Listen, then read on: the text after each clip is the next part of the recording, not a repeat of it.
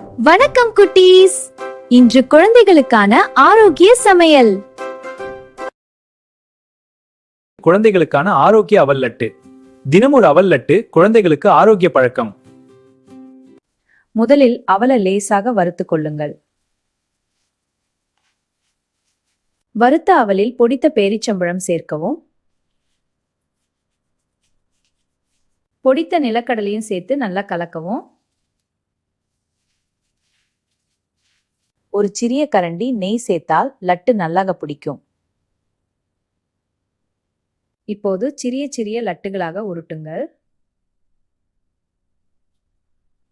குழந்தைகளுக்கு பிடிக்கும் ஆரோக்கிய சிற்றுண்டி தயார். வணக்கம் குட்டீஸ். இன்று குழந்தைகளுக்கான ஆரோக்கிய சமையல்.